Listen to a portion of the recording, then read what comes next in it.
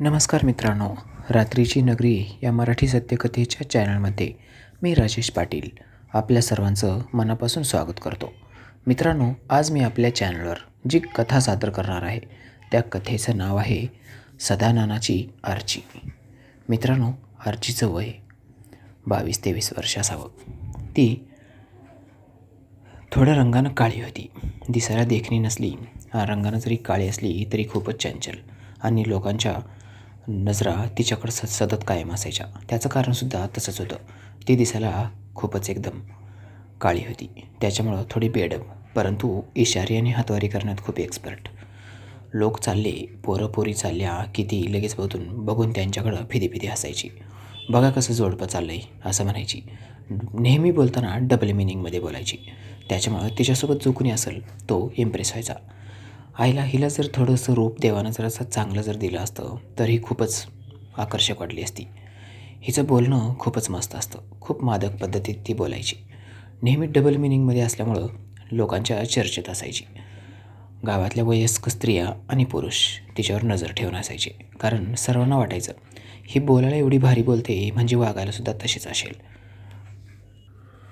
आता तसं बघितलं तर ती BComच्या सेकंड इयरच्या वर्गात शिकत होती. तिच्या कॉलेजमधले काही पोरं तिची दिवाणी होती. तिच्या रूपामुळं नाही तर तिच्या नॉलेजमुळं, तिच्या बोलण्याच्या पद्धतीमुळं. सर्व काही माणसाचं रंगावर अवलंबून नसतं. बरेच पोरं आणि पोरी तिच्यावर मोहित होत्या. पोरीसुद्धा तिच्यासोबत जायला तरसायच्या. काही पोरी अशा ज्या संस्कारित घरच्या होत्या त्या तिच्यासोबत जास्त मैत्री करायच्या नाहीत, कारण त्यांच्या घरचे लोक त्यांना अडवायचे.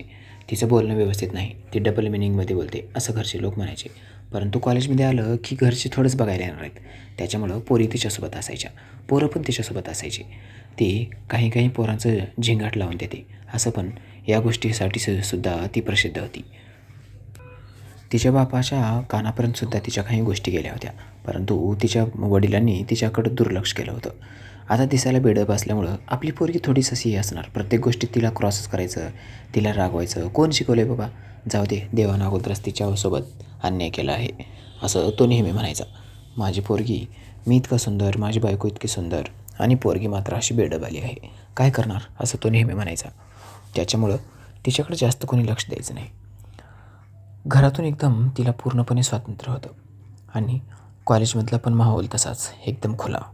तिच्यासारख्याच विचाराचे बरेच लोक, म्हणजे बरेच मित्रमैत्रिणी तिच्यासोबत राहायचे. नेहमी ती ग्रुपमध्ये असायची.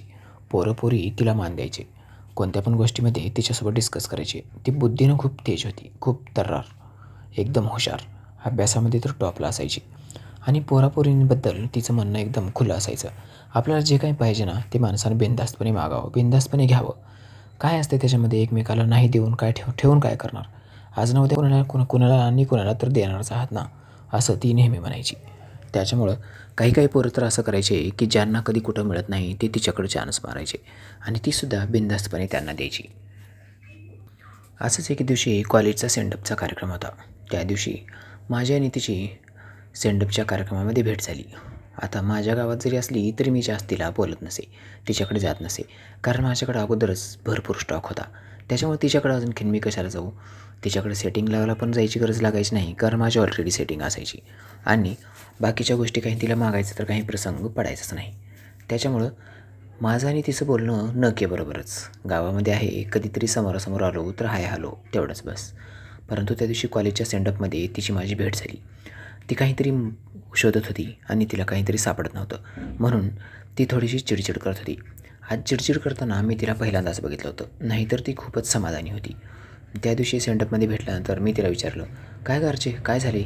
तशी ती म्हणाली, अरे किती वेळापासून मी गुच्छ शोधते आणि ते सापडत नाही, आणि शॉल पण कुठं ठेवलीत की सापडत नाही. आता कार्यक्रम तर चालू होईल आणि सर्व शॉल सांभाळायची, वस्तू सांभाळायची जबाबदारी मोरे मॅडमनी माझ्यावर दिली होती आणि ते कुठंतरी कोणीतरी मुद्दाम लपवून ठेवले असं मला वाटते.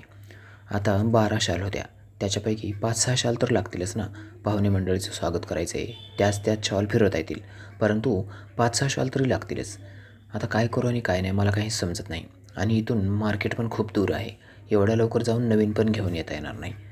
जे कॉलेजच्या बाजूचं जे दुकान आहे त्या दुकानामध्ये शॉल भेटतात, परंतु तिथं अव्वाच्या सव्वा भाव आहे. काय करावं मला काही समजत नाही. एवढे पैसे देणं मला शक्य पण नाही आणि तेवढ्या शॉल विकत जरी घेतल्या तर परत मी उरलेल्या शॉल काय करणार? जर परत त्या शॉल मला सापडल्या तर सर तर त्या काही परत घेणार नाहीत आणि दुकानदार पण घेणार नाही. काय करावं मला काही सुचत नाही. मग मी तिला म्हणालो, तू एक काम कर, त्या दुकानामध्ये जा. त्या दुकानाचा मालक माझा मित्रच आहे. जा त्याच्याकडे गेल्यानंतर त्याला माझं नाव सांग. तशी ती मला म्हणाली, तू काय जहागीरदार आहेस का? तुझं नाव सांगितलं की तू लगेच द्यायला. तुला जर एवढं वाटतंयच तर एक काम कर ना, तूच चल माझ्यासोबत आणि घेऊन दे मला ते. मी ठीक आहे असं म्हणून तिच्यासोबत निघालो. आता कॉलेजच्या थोडं बाहेर निघालो की गेटच्या थोडंसं जवळच तिथं ते कपड्याचं दुकान होतं. त्याच्याकडं बऱ्याच प्रकारचं साहित्य मिळायचं. कॉलेजच्या रिलेटेड असायचं, पोरापोरीचे ड्रेस असायचे, शॉल, फेटे असं एक ना अनेक प्रकार त्याच्याकडे होते. मग मी तिच्यासोबत त्या दुकानामध्ये गेलो. दुकानाचा मालक माझ्या ओळखीचा असल्यामुळं त्यानं मी गेल्याबरोबर स्मितहास्य करून माझं स्वागत केलं. मग मी तिथे गेल्यानंतर त्यानं मला विचारला, अरे राजेश, काय पाहिजे? कसं काय आलास आज? हल्ली तू आमच्याकडे येतच नाहीस. तसं मी म्हणालो, अरे ह्या आर्चीचं काम निघाले म्हणून आलो तुझ्याकडं. मी त्याला बोलल्यानंतर आर्चीनं पण हसून स्मितहास्य केलं आणि त्याला अभिवादन केलं. त्यानं तिच्या नमस्काराचं उत्तर पण दिलं आणि तो लगेच मला म्हणाला, काय पाहिजे? तसं मी त्याला सांगितलं. हिनं आत्ताच काही वेळापूर्वी शाळेतल्या मोरे मॅडमनी तिच्याकडं काही साहित्य सांभाळायची जबाबदारी दिली होती. परंतु कार्यक्रमातल्या ज्या शॉल होत्या सत्काराच्या, त्या शॉल घाण झाल्या आहेत. त्या शॉल घाण झाल्यामुळे आता ही खूप टेन्शनमध्ये आली. आता काय करणार? एकतर शॉल परत कराव्या लागतील किंवा भुर्दंड तर बसणार आहे. कोणीतरी खोडसाळ मुलानं तिच्या त्या शॉल मुद्दाम लपवून ठेवल्या आहेत, कारण कार्यक्रमाची जबाबदारी तिच्यावर आहे ना. आता कार्यक्रम संपल्यानंतर जर शॉल सापडल्या तर त्या शॉल काय करणार? तसा त्या दुकानाचा मालक जो होता त्याचं नाव तेजस होतं. तो खूप समजदार आणि हुशार होता. तो मला म्हणाला, राजेश एक काम करू, माझ्याकडच्या 10-12 शॉल तुला जे काही लागायचे आहेत तेवढं तुम्ही घेऊन जा आणि तुमच्या ज्यावेळेला शॉल सापडतील त्यावेळेला मला त्या शॉल रिटर्न द्या, कारण तुम्ही ठेवून घेऊन काय करणार? शॉल परत मिळाली, थोडा क्वालिटीमध्ये फरक असेल, 19 पीस जे काय असेल ते मी बघून घेईन. जर महागाच्या शॉल असतील तर वरचे पैसे मी देऊन टाकतो आणि स्वस्ताचे असतील तर तुम्हाला पैसे द्यावे लागतील. मी म्हणालो, यार महागाच्या किंवा स्वस्ताच्या जे काही असेल ना तो बदली करून घे बस. सापडल्या तर, नाही सापडल्या तर तुझे जे काही पैसे होतात ते पैसे मी देऊन टाकतो. तो तयार झाला. ठीक आहे, तू जसं म्हणतोस ना तसं करू, काय फरक पडणार आहे? थोडा बहुत फरक पडेल असं म्हणून तो ॲग्री झाला. मग मी तिला म्हणालो, अर्चे बघ झाली तुझी सोय. मग त्यानं त्या आहेरीमधल्या जवळजवळ 12-13 शॉल तिला काढून दिल्या. ती एकदम खुश झाली आणि मला म्हणाली, राजेश तुला जर काही पाहिजे असेल ना तर मला सांग, मी बिलकुल तुझी मदत करायला तयार आहे. आता मला माहीत होतं ती मला कशाबद्दल बोलत आहे. तिचा स्वभाव आणि तिचं सर्व काही मला माहीत असल्यामुळे मी तिला म्हणालो, नो थँक्स, मला सर्व काही माझ्याकडं आहे आणि जर गरज पडलीच तर मी तुझ्यासोबत नक्की तुला मागेन मी मला काय पाहिजे ते. ती हसली आणि मला म्हणाली, ठीक आहे, तू मला खूप मदत केलीस त्याबद्दल तुझे परत एकदा आभार. मी म्हणालो, आभार मानून इथंच कशाला सर्व काही संपवतेस? आपली मैत्री आणखीन पुढं चालणार आहे ना. एकतर गावचा संबंध, परत कॉलेजची मैत्री, आणि तू लगेच आभार कशाला मानतेस? जे काही आहे त्यात मी समाधान आहे. चल मग आता, असं म्हणून मी थोडा बाहेरने बाजूला तिला साईड देऊ लागलो. तशी ती मला म्हणाली, थांब थोडंसं, जर मला शॉल सापडल्या कार्यक्रम चालू असताना किंवा कार्यक्रम संपल्यानंतर तर त्या शॉल मी थिएटावून देऊ का इथं? मी म्हणालो, हो, मी याच्यासोबत काहीच नाही. तू डायरेक्ट त्याच्याकडे ये, तेजसकडे जा आणि त्याला त्या उरल्या शॉल देऊन टाक. यातून काही शॉल उरल्या तर त्या पण देऊन टाकू शकतेस आणि तुझ्याकडच्या जर दिलीस तर जे काही पैसे असतील ते पण तो कट करून टाकेल. तिनं मला ठीक आहे असं म्हणून सांगितलं. आम्ही दोघेजण अलग अलग मार्गाला झालो. ती वेगळ्या मार्गाने आणि मी वेगळ्या मार्गाने निघालो. ती आता तिच्या जिकडं कार्यक्रमाचं स्टेज होतं तिकडं निघून गेली, तर मी माझे मित्र ज्या बाजूला बसले होते तिकडं निघून गेलो. आता मी जाऊन माझ्या मित्रांसोबत बसलो असता माझा एक मित्र, त्याचं नाव सहादेव होतं, तो माझ्याकडे हळूच आला आणि मला म्हणाला, अरे आज तू आर्चीकडं कसं काय गेला होतास? आर्ची आणि दोघंजण मिळून कुठं बाजूच्या शेतामध्ये वगैरे गेलो होतो काय? झालं का काय सर्व काही? मी हसू लागलो आणि म्हणालो, मित्रा, माझे एवढे वाईट दिवस पण आले नाहीत की मला आर्चीसोबत फिरावं लागेल. तो मला म्हणाला, काय यार, तहान लागली की पाण्याची किंमत कळते. ते बिसलेरी आहे की नळाचं आहे की बोरचं आहे त्याची काय किंमत आहे? तहान भागवते म्हणजे ते पाणी आहे, आणि पाणी जरी खराब असलं तरीसुद्धा आग विझवायची तर कामाला येतच ना. मी मोठ्यानं हसलो आणि म्हणालो, तू खूपच तत्त्वज्ञानी होत आहेस, फिलॉसॉफर बनतोस की काय? तसा तो हसला आणि मला म्हणाला, काय यार, मला बोलायला पण परवानगी देत नाहीस. एक बोललं की त्यावर लगेच तोडगा काढतोस, लगेच काहीतरी बोलतोस. आता तुम्ही दोघंजण तिकडून जाऊन येताना दिसलात म्हणून मी तुला बोललो. मी त्याला म्हणालो, अरे आम्ही दोघेजण काही रिकामे गेलो नव्हतो, तू तिच्या हातामधली बॅग बघितलं नाहीस का? मग तो लगेच म्हणाला, काय झालं त्या, काय होतं बॅगमध्ये?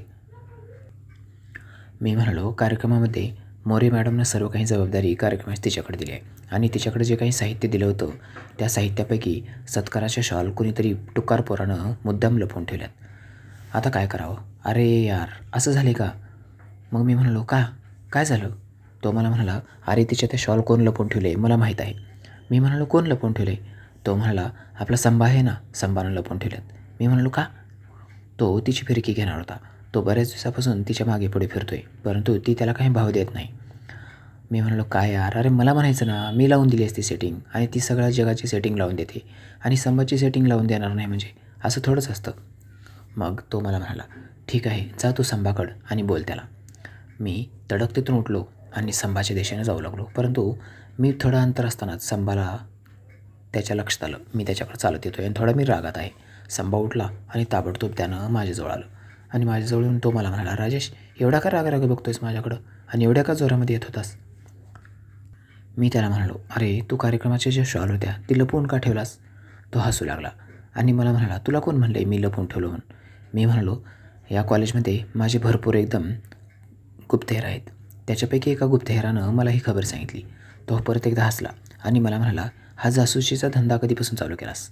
मी म्हणालो, ते सर्व काही सोड, परंतु तुझ्या एका चुकीमुळं दुसऱ्याला किती परेशानी होईल, तू थोडं तरी विचार केला आहेस कायचा?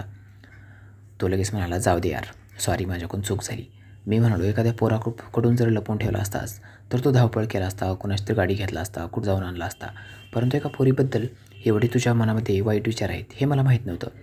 मला म्हणाला, नाही यार, मी तिला 2-3 वेळेस म्हणलो माझी सेटिंग लावून दे, ती देतच नव्हती, म्हणून मुद्दाम मी खोडसाळपणा आणि जाऊ दे, आता नाही करणार. मी एकदम रिलॅक्स राहतो, तू पण टेन्शन घेऊ नकोस, देऊन टाकू आपण तिच्या शॉल. मी म्हणालो, हो देऊन टाकशील, परंतु तिनं आता त्या नवीन शॉल विकत घेतल्यात, त्याचं काय करायचं?